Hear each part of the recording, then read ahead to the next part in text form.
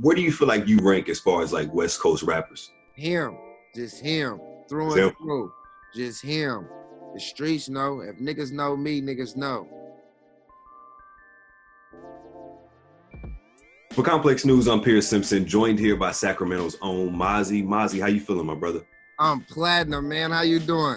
I'm good, man. You seem to be in good spirits, big dog. You got some big news coming up. Beyond Bulletproof. Ooh. On streaming services May 1st. You on Instagram and say it's your favorite album thus far. For sure. Most definitely. Describe to me what makes it your favorite album so far. All the growth in it. Just me elevating as a man. Me tapping into myself and being able to give, you know, like in-depth descriptions. Right. And I just love it. It's soulful.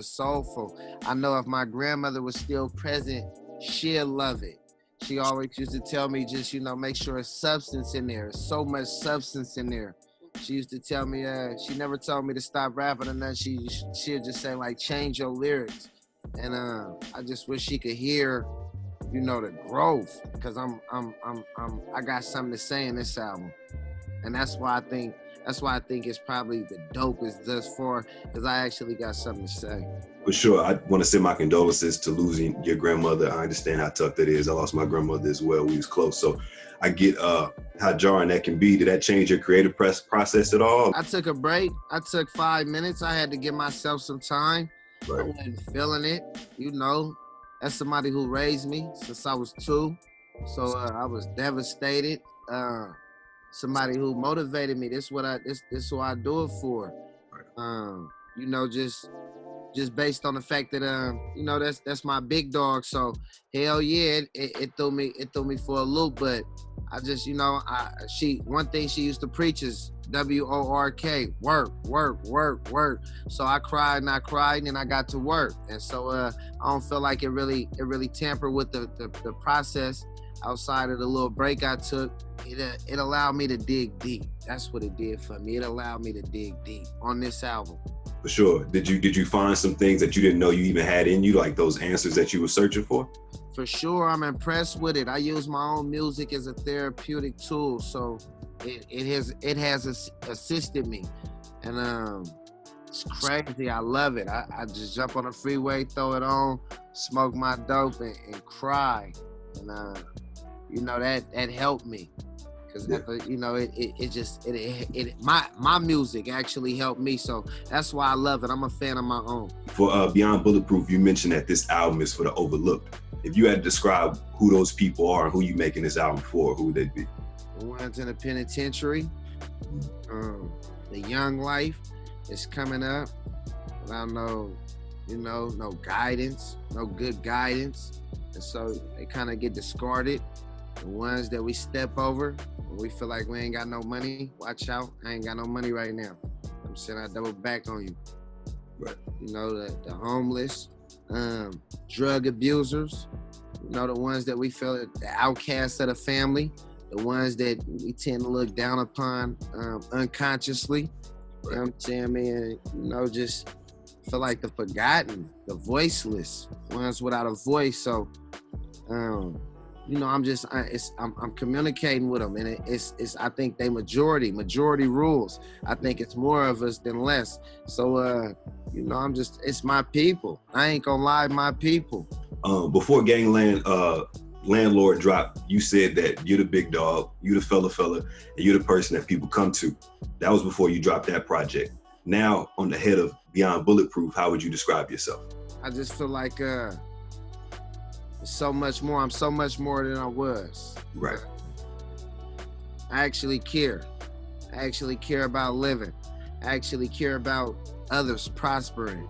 Right. And you know, attaining their goals. I care. I care about being there for my daughters. I care. It's you know, I got a lot of property now. It's like, at first I was just saying, like, I can't afford to go to jail, them niggas losing out.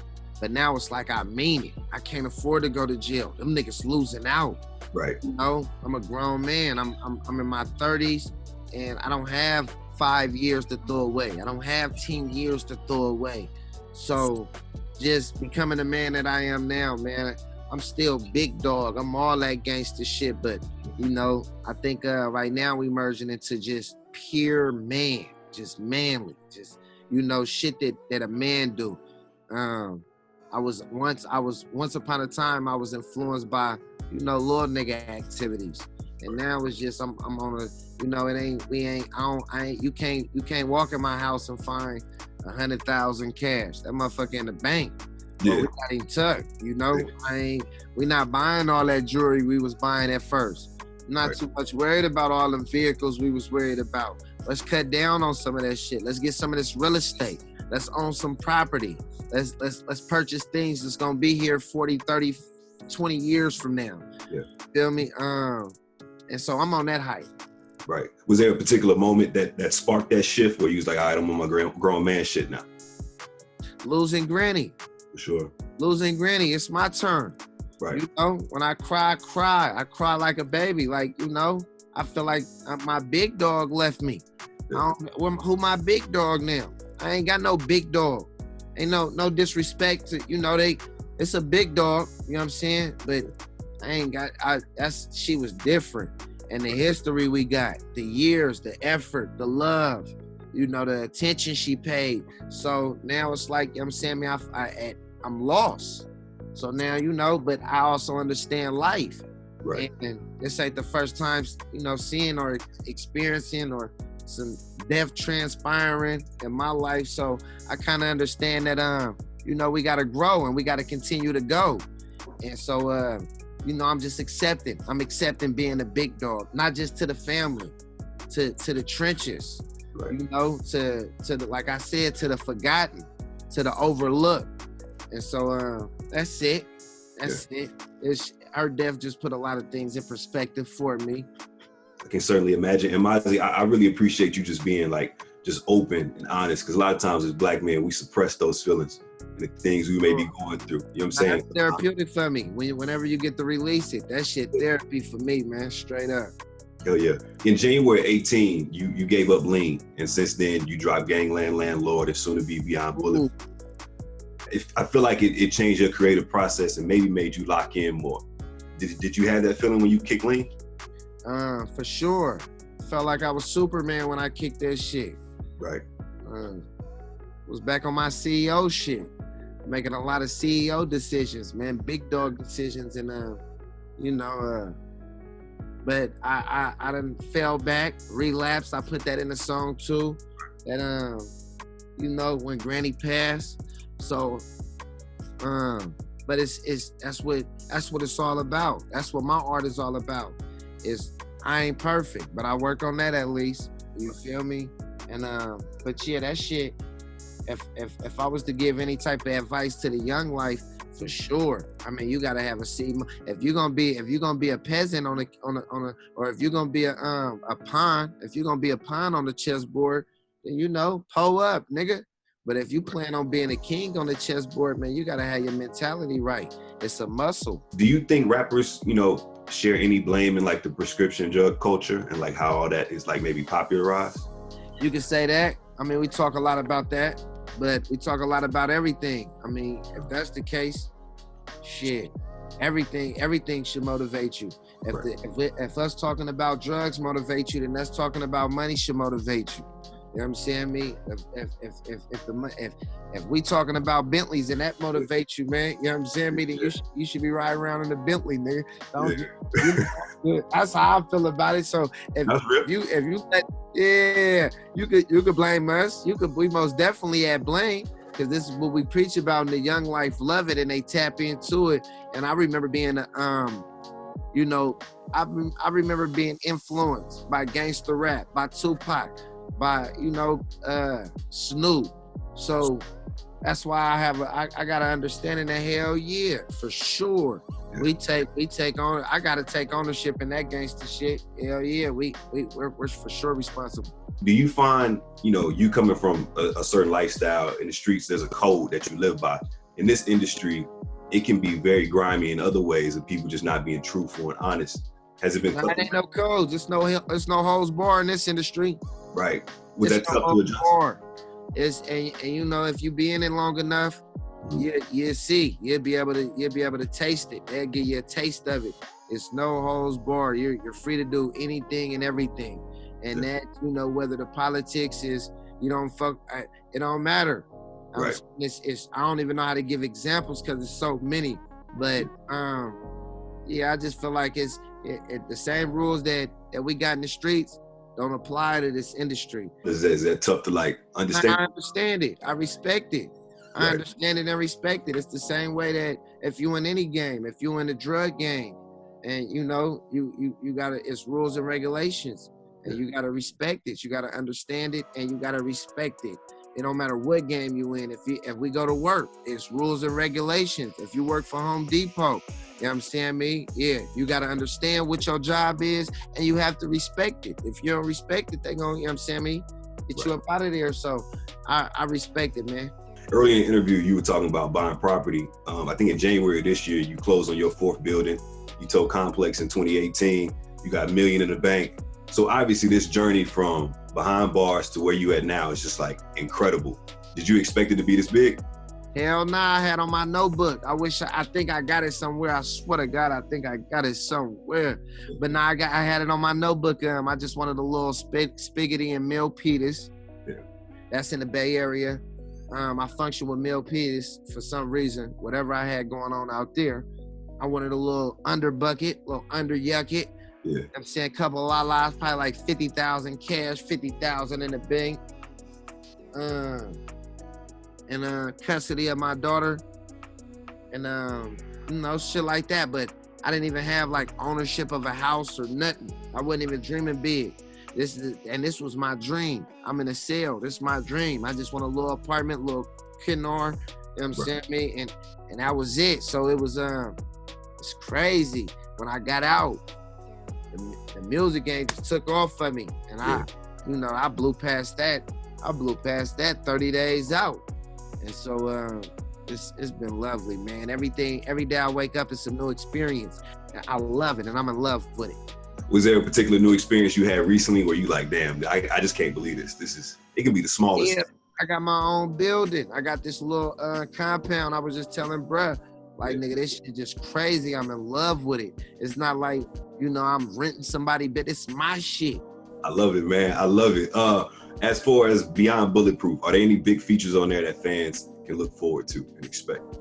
I got some big features on there. I'm pretty sure they already tapped into it too, just based on the track list is out. They done pre-ordered that thing. I got Herbo on there, Vine. I got Polo G, Lil Pop. Saying gang members on that motherfucker. The Mozzy, the Selly Rules. And my boy Blast, I love what Blast did today. I ain't perfect. Where do you feel like you rank as far as like West Coast rappers? Because I was him, just him, through and through, just him. The streets know. If niggas know me, niggas know. If niggas know the streets, niggas know. Like, you feel me? It's inevitable. You gotta pay homage. You gotta pay homage to what we got going on, because it's authentic, and they've been waiting on a fumble, and right. it is yet to happen. You know what I'm saying? Consistency. It's to the necklace, independently. Come on, man. Air Dollar's been. We ain't got no. The majors ain't. I ain't got a major dollar yet. They ain't threw me a major dollar yet. You feel me? Shout out to Empire. I love Empire Dealer. You hear me? Them my people. For and sure. I found my lane. I stuck with it. I don't merge into nobody else shit. So it's respectable, man. And they gotta respect it. That's real. Have the majors been circling it all? They trying to get in. They be tweaking and tampering, and but I ain't gonna lie. I love what I got going on, and you know what I'm saying. If I do make a major move, man, I'm gonna make sure it benefit us all. Definitely. One of the dopest things to me is the fact that Kendrick went on that Grammy stage and made sure to shout you out. Since then, you two didn't have to do that. You didn't have to do that at all, right? That had to be a crazy moment for you, right? He ain't have to do that, bro. Yeah. He ain't have to do that. To this day, it'll be like, he ain't have to do that. So hell yeah, that was crazy. I ain't believe it. They told me, I ain't believe it. I'm like, hell, not on the grant. You talking about me? Nigga, Hell Gang Mozzy? Come on, man. What? It's my boy. Forever, nigga, forever in my favor. Absolutely. Y'all two worked on the Black Panther soundtrack. Alley-oop. He ain't had to do that. You don't hear me. Come on, man. This before Granny passed. Yeah. She got a dose. Her baby on the Black Panther soundtrack, and he actually in the movie. Come on, they went to the movies to go see that. She got to hear her baby on it. Man, listen, he ain't have to do that. That's incredible, man. Have you two been able to work since then? Have y'all been able to connect? What's Now that like? we ain't tapped in on nothing, man. But I'm pretty sure futuristically that thing. We most definitely. But it ain't no rush. It ain't no pressure. You know what I'm saying? I'm in debt. That nigga done did so much for me already. I'm in debt. I don't even want no verse, nigga. I'm trying to find a way to pay you. I'm trying to get to a level where, nigga, you know what I'm saying? My verse is worth you having. Beyond Bulletproof on streaming services May 1st. What else? Mayday. Mandatory snatch. Make sure y'all go get that motherfucker immediately. Pure love, man. I appreciate you. Thank you, brother. Yeah, appreciate you, Mozzy. Keep killing, bro. And I'll link up with you later.